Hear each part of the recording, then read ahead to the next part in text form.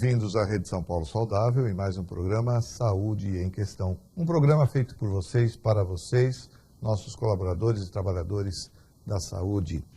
Hoje nós vamos tratar de um assunto que é a incontinência urinária, mas a incontinência urinária masculina e feminina.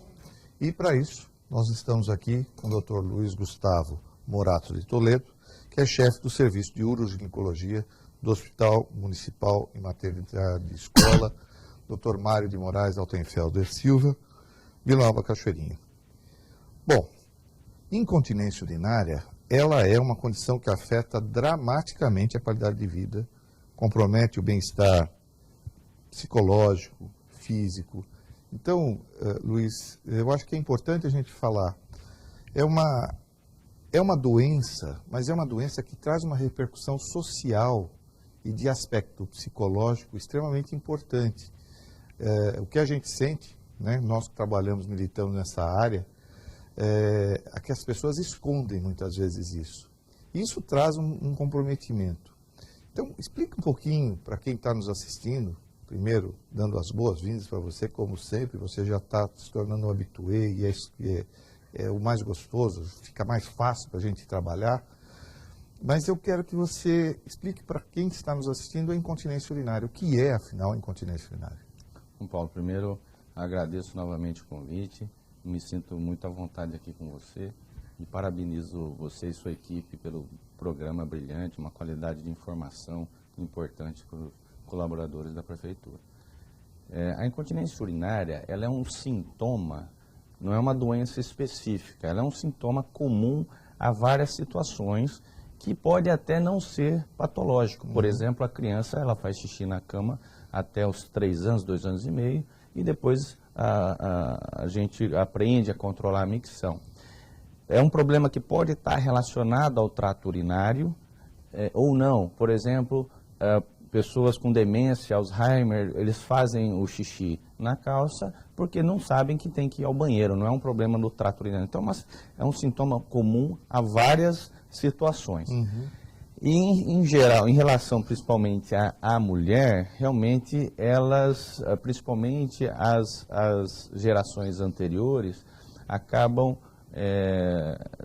guardando, achando que isso talvez seja uma evolução natural da vida, do envelhecimento, e acabam não contando. E realmente a incontinência urinária tem um aspecto mais de impacto negativo na qualidade de vida do que complicações orgânicas. Então a mulher deixa de sair de casa, deixa de ter um convívio social, está associado com depressão, com ansiedade e até com alterações, impacto no relacionamento conjugal, né?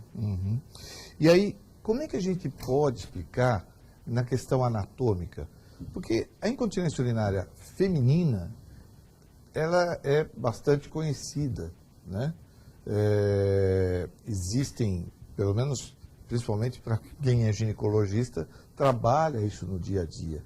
Mas o homem também sofre com as mesmas consequências, às vezes, por doenças causadas, acaba levando a esse sintoma que é a incontinência urinária.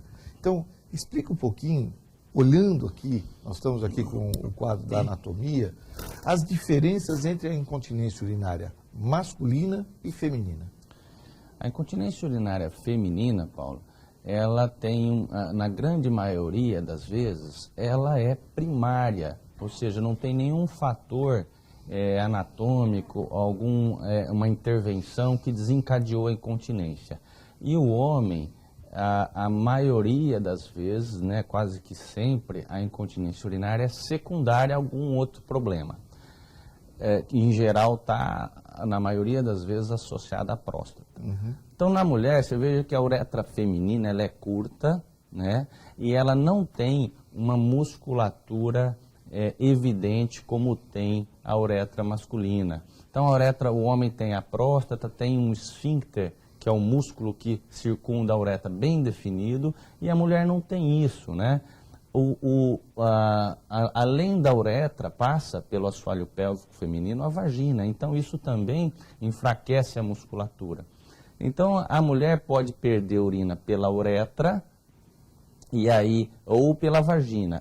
Pela vagina são as fístulas, comunicações anormais, em geral pode ser congênita, mas a maioria das vezes secundária a algum procedimento cirúrgico, e pode ter a comunicação do trato urinário com a vagina e perder urina pela vagina. Mas na maioria das vezes a incontinência é pela uretra.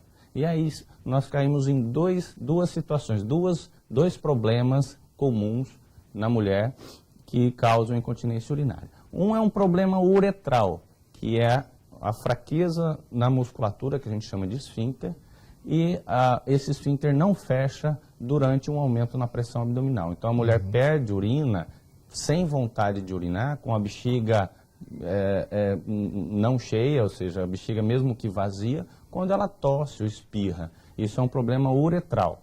Um outro problema é aquela mulher que perde urina por dar vontade e não dá tempo de chegar ao banheiro. Urgência miccional, incontinência urinária de urgência. É um problema na bexiga. Então, problema na uretra, incontinência de esforço. Problema na bexiga, bexiga hiperativa. Aproveitando aqui, eu acho que é importante a gente falar, a bexiga, a posição dela, geralmente ela é em repouso. Ou seja, ela está na posição aqui, ela estaria quase no repouso. Certo. Não é? Formando essa cavidade. Conforme ela vai enchendo a quantidade a sua bexiga vai enchendo, são mecanismos reflexos que fazem a pessoa ter o raciocínio que precisa esvaziar. Não é isso? É. E aí emite uma informação para que a bexiga contraia. Quando você fala na bexiga de esforço, é como se essa bexiga tivesse enrijecida. É isso que acontece na de esforço, não, na bexiga hiperativa. É como se ela tivesse aquela bexiga mais tensa. É isso que significa? Bexiga hiperativa é a bexiga, é isso aí que você está falando, em outras palavras, é a bexiga que ela contrai e empurra a urina para fora, independente da sua vontade. Então a gente já não consegue inibir a contração, porque quando a gente sente a vontade de urinar e não está no banheiro, não está num ambiente que a gente possa fazer o xixi, nós contraímos o esfíncter da uretra, a gente fecha a uretra, que é a única parte que a gente controla. Quando a gente fecha a uretra, a bexiga relaxa, ela não deve contrair. Então, nessas pacientes, ela fecha a uretra e a bexiga continua contraindo. Se ela tem um esfíncter bom, ela consegue chegar no banheiro. Se ela fadiga o esfíncter, ela começa a perder urina. Isso também pode acontecer no homem, a bexiga hiperativa. Cerca de 18% da população tem. Ela é caracterizada por aumento na frequência urinária durante o dia e durante a noite e por urgência. Então, uma pessoa que tem aumento na frequência e urgência, aquela pessoa que tem que interromper o que está fazendo para correr para o banheiro, ela tem bexiga hiperativa. E o homem também tem isso. A mulher tem mais, mas depois dos 60 anos, meio que se equivalem a frequência no homem e na mulher. Entendi. Chega a 30% até 35% com bexiga hiperativa. Só que no homem, a gente tem que pensar que às vezes a bexiga hiperativa pode ser secundária a uma obstrução da próstata. Então o homem chega e fala que acha que está com a urina solta. A gente pergunta, mas o senhor está com alguma dificuldade para urinar? Pelo contrário, eu estou com a urina solta. E na verdade ele está com uma obstrução. Então, às vezes, os sintomas no homem, eles vão progredindo tão lentamente que ele não percebe o enfraquecimento do jato, a dificuldade para urinar. E ele já vem numa fase adiantada com incontinência secundária a uma obstrução causada pela próstata. Acho que fica bem claro com essa explicação da anatomia, né? E nós vamos tocar em alguns assuntos e a gente vai prolongando nossa conversa aqui. Sou Paulo Fernando, coordenador municipal de residências. Estamos aqui apresentando o programa Saúde em Questão. Estamos com o Dr. Luiz Gustavo Morato de Toledo, ele que é lá do Hospital Municipal e Maternidade Escola Vila Nova Cachoeirinha, trazendo o assunto incontinência urinária. E, se ficar alguma dúvida, pedimos que você mande o seu e-mail para o canal profissional @prefeitura.sp.gov.br. Nós repassaremos, então, ao Dr. Luiz Gustavo, que terá o maior prazer em responder a vocês. Bom, vimos que as diferenças entre o homem e a mulher da incontinência urinária, Luiz. Ok. Agora, as mulheres sofrem mais com isso. A frequência é maior na mulher sempre. com o aumento da idade, né, depois dos 60 anos, os homens vão alcançando a mulher. Mas mesmo os idosos, são 2 mulheres para cada homem. E entre os mais novos, a diferença é muito grande. É 5, 6 mulheres para um homem com incontinência urinária. As mulheres, cerca de 1/4, vai ter alguma incontinência, que pode ser transitória ou não, durante a vida. E em cerca de 11% das mulheres que chegam aos 80 anos vão ser submetidas a uma cirurgia para incontinência ou prolapso genital. Agora, as mulheres têm essa maior frequência também por questões hormonais, depois dos 50 anos, mas tem também a questão da gestação. Sim. O que a gestação interfere no processo delas, né? Eu vou pedir só para voltar o anterior, que eu acho que fica mais fácil para a gente explicar, e depois nós vamos voltar para falar do homem. Então, o que acontece com elas? A gestação, o número de, quanto mais gestação, né? A gestação, o que acontece? Ocorre um embebimento da musculatura perineal e pélvica, hormonal, para que ao longo da gestação vá se preparando o canal de parto. Então, ocorre com o número de gestações. Quanto mais gestações, quanto maior for o tamanho do nenê, isso aumenta a chance de incontinência. Quanto maior partes vaginais, também aumenta a chance de ter incontinência urinária e prolapso. Outra coisa é a parte genética. As mulheres brancas, caucasianas, têm um colágeno que dá mais flacidez. Então, elas têm mais incontinência e prolapso do que as negras, afrodescendentes e asiáticas. E isso é um detalhe importante, porque não é só a questão do parto, da via de parto, mas a gestação, ela já, por si só é um fator causal da incontinência urinária, podendo ocasionar. Não é, claro que a via de parto, o parto vaginal, o maior número de partos, a frequência é maior. Porém, a gestação em si é que propicia, que causa um efeito que pode levar a isso. Mesmo porque o útero está bem em cima da bexiga, né? Então, numa posição ali, quando a gente vê um quadro de gestação, para quem está vendo aqui essa porção uterina, ela vai ficar totalmente o peso sobre a bexiga. Então, isso é uma das causas, além do embebimento da modificação. Sim. Já, agora, desculpa, só a questão do parto, para não ficar, às vezes a gente... precisa tomar um certo cuidado. Principalmente quando se tem uma desproporção entre o tamanho da Exato. pelve e o tamanho do nenê. Nenê muito grande para uma pelve pequena, Sem em dúvida. que provoca um período expulsivo muito prolongado, é isso que leva... A minha esposa teve 2 partos vaginais, eu não fui, e está tudo bem. Então, eu não sou contra parto vaginal, não. Não, mas é por isso que a gente está explicando, a questão é da gestação em si, né? E aí entra esse processo que tem gente que fala assim, o parto vaginal vai gerar um trauma maior, não é isso, é a gestação faz a embebição.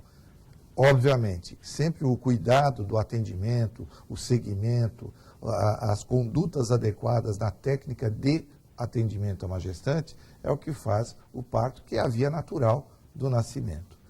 Bom, já no homem, agora nós podemos passar para o próximo diapositivo para a gente poder ver a questão da próstata, para você explicar um pouquinho essa condição do enchimento e qual é essa função dessa próstata mesmo. A próstata tem a função reprodutiva, ela produz uma parte do líquido seminal que é responsável por manter o espermatozoide vivo após a ejaculação. Então, a função da próstata é reprodutiva. A próstata, depois dos 50 anos, cerca de metade, 50% dos homens vão ter o aumento benigno da próstata, a hiperplasia.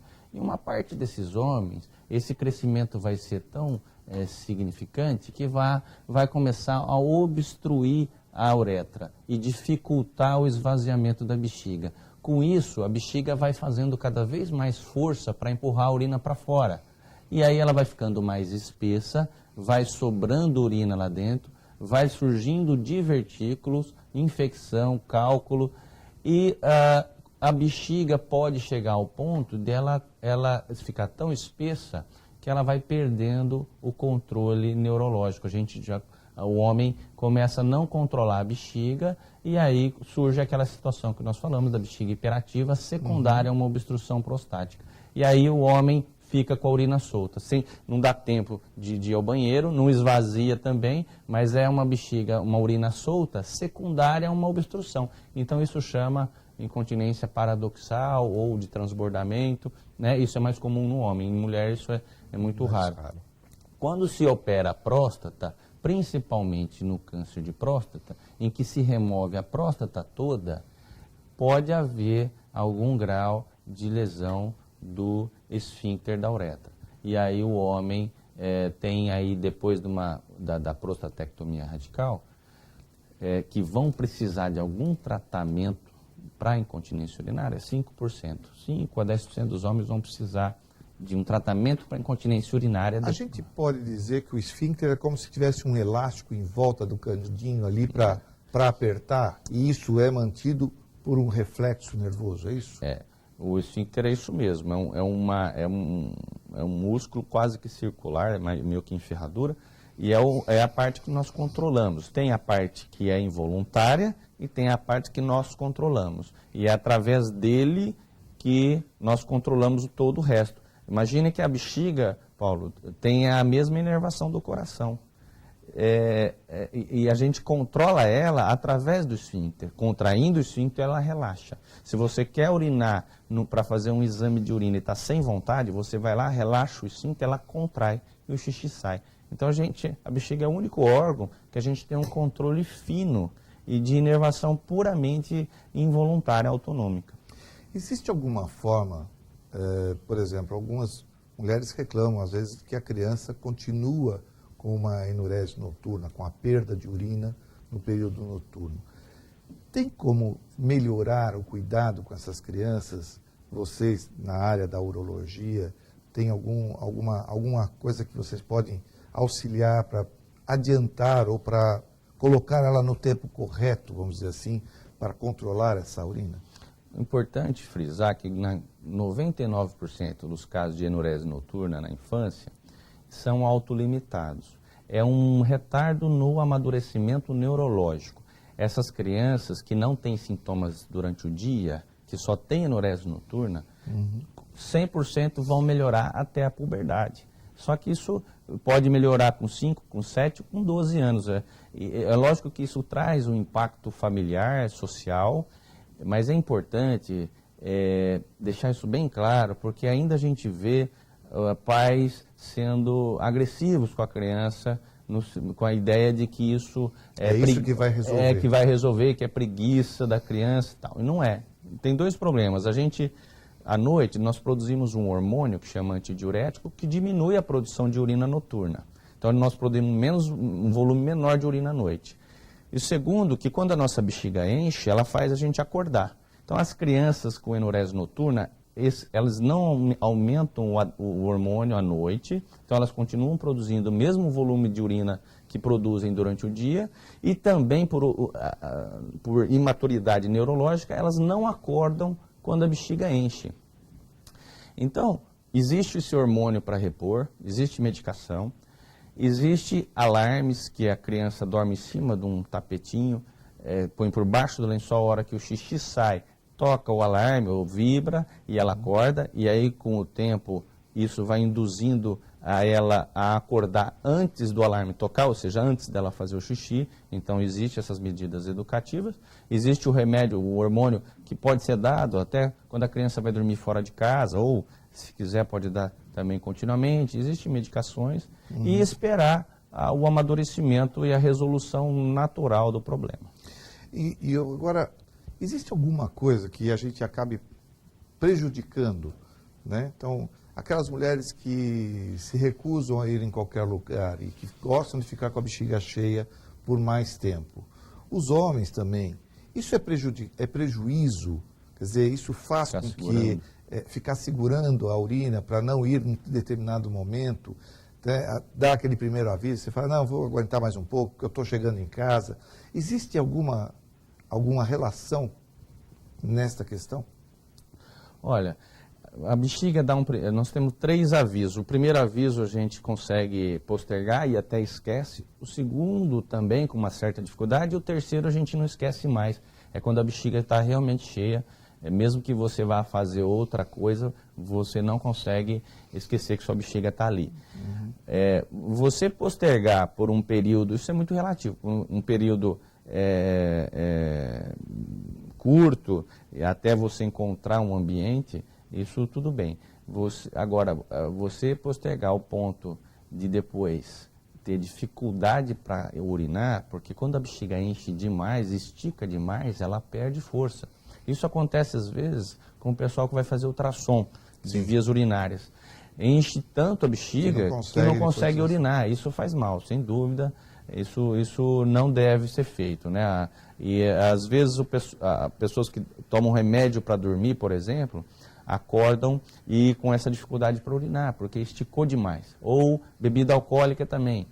A bebida alcoólica, ela desidrata, a pessoa urina mais, aí está dormindo, enche a bexiga, mas está sonolenta por causa do álcool, a hora que acorda não consegue urinar. Isso acontece também.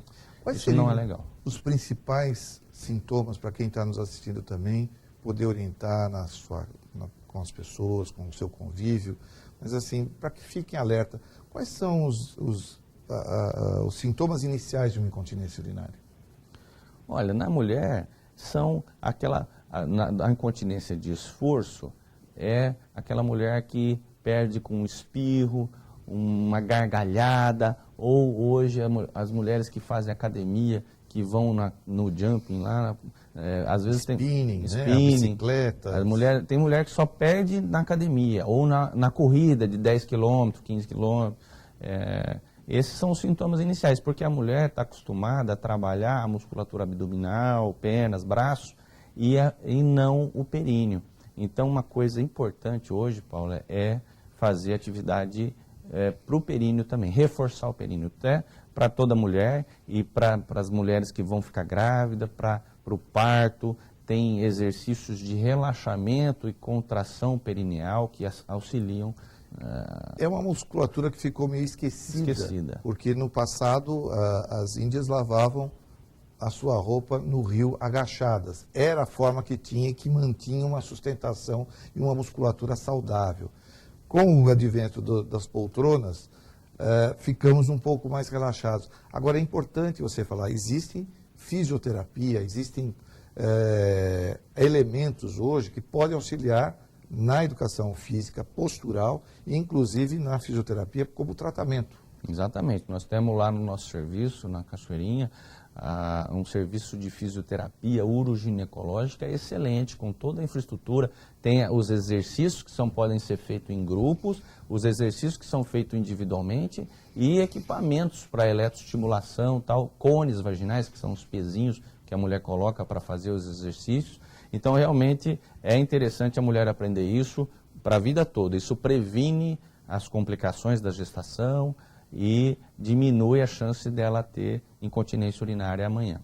Agora, os tipos de tratamento para homens e para mulheres, existem sempre cirúrgico? Não. Então, primeiro, para a incontinência urinária de esforço, o tratamento padrão ouro é cirúrgico. Mas você pode fazer a fisioterapia. Tem pacientes que não perdem toda semana, usam um Carefree lá, a maioria das vezes está seco, mas usa por insegurança. Então essa mulher que não perde todo dia e não tem um períneo muito forte, ela pode fazer fisioterapia. A bexiga hiperativa tem o tratamento medicamentoso e a fisioterapia também. Inclusive, para a bexiga hiperativa, nós podemos usar uns choquinhos aqui no nervo tibial, perto do tornozelo, que é um tratamento inicial, clínico e não cirúrgico. Eu queria ressaltar nas próximas Podemos fotos... colocar aqui o tópico dos tratamentos, só para a gente caminhar para o encerramento. Da questão da diferença, Paulo, entre incontinência urinária e prolapso, sabe? Só para que a mulherada, elas confundem, né? Aqui, no caso... Você vê aqui... Nós temos já uma... Eu trouxe isso aqui só para salientar que a mulher, hoje, bexiga caída não é igual a incontinência urinária. Bexiga caída é um prolapso. Aqui é o reto se pronunciando pela vagina. Próximo. Pode ir para o próximo. E a mulher pode ter incontinência urinária e prolapso. Pode ir para o próximo. Aqui, a bexiga vem, mas o prolapso é predominante do útero. Olha, o útero saindo pela quase uma eversão da vagina, a bexiga caída também. Essa mulher pode não ter incontinência. Sim, então, porque está esticadinha ali, impede, inclusive, dobra pode aqui. dobrar o esfíncter que está exatamente aqui. Então, bexiga caída é uma coisa, incontinência urinária é outra. Elas podem coexistir ou não. Próximo. Aqui em relação ao tratamento da incontinência urinária de esforço. Então, aquela mulher que perde urina com tosse, espirro simultâneo, sem a vontade de urinar. Está com a bexiga vazia, dá uma tosse, sai um xixizinho. O tratamento padrão ouro é o sling sintético. É uma fitinha de polipropileno que nós colocamos embaixo da uretra e a mulher, quando tosse, a uretra é comprimida contra a fitinha, provocando uma angulação e o fechamento da uretra durante o esforço. Perfeito. Podemos ir para o próximo? A bexiga hiperativa, o tratamento inicial, então, são medicações e fisioterapia, mas quando isso não é suficiente para tratar, a gente pode injetar toxina botulínica na bexiga, é uma alternativa que funciona muito bem e dá aí uns 9 meses de controle do problema. Né? E isso vai tendo que ser reaplicado. A bexiga hiperativa é incurável, é uma doença crônica. A incontinência de esforço, ela com a cirurgia cura. Então, quando a gente fala que na incontinência que não tem que operar, e a paciente dá graças a Deus, não é bem assim. Porque aí a dificuldade é outra, né? Então, se for incontinência urinária na mulher, tomara que tenha que operar, porque você resolve. Se for bexiga hiperativa, o tratamento pode ir para o próximo. E uma alternativa mais, não é recente, é antiga, mas que chegou no Brasil e estamos conseguindo usar atualmente no Brasil, é a neuromodulação sacral, que é um marca-passo para a bexiga, que é colocado aqui na região sacral e com estimulação neurológica a gente tem conseguido tratar essas pacientes com bexiga hiperativa refratária. Muito bom. Acho que a gente deu uma passeada aí. Isso serve nos casos da bexiga hiperativa, temos medicamentos, temos outras estruturas que a gente pode colocar. Agora, vocês acreditam que existe alguma forma de prevenção para a incontinência urinária? A prevenção, na mulher mais comum, é a fisioterapia, né? Para prevenir, assim, uma boa assistência ao parto, né? Escolher a via de parto adequada. Pode deixar essa outra aí. E no homem é fazer o controle da próstata anualmente e deve-se operar a obstrução prostática antes de causar a repercussão na bexiga. Sim. Então, o acompanhamento anual e com o urologista previne a incontinência. Só a questão do homem é que são as alternativas que nós temos para tratar a incontinência masculina, principalmente a incontinência pós-prostatectomia, aquela depois da retirada da próstata. O padrão ouro é o esfíncter artificial, então aqui é uma bombinha que fica no escroto. O homem pode ser usado em mulher também, mas em geral é usado no homem. Bombeia, o líquido sai do anel, vai para o balão e abre a uretra. E ele para de bombear, o líquido volta e enche o anel e ele para de urinar. E aqui são os slings, que também podem ser usados no homem, mas aqui eles são mais compressivos.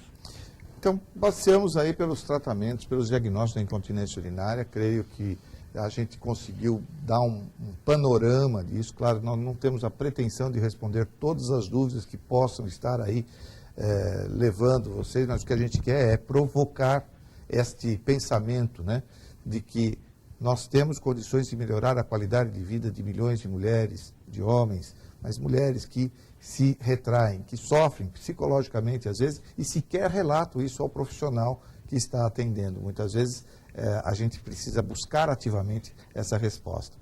Se ficou alguma dúvida, peço que encaminhe para o canal profissional @prefeitura.sp.gov.br e agradeço mais uma vez, Luiz, pela sua presença, pela sua disponibilidade, que é sempre muito bom ter aqui com você.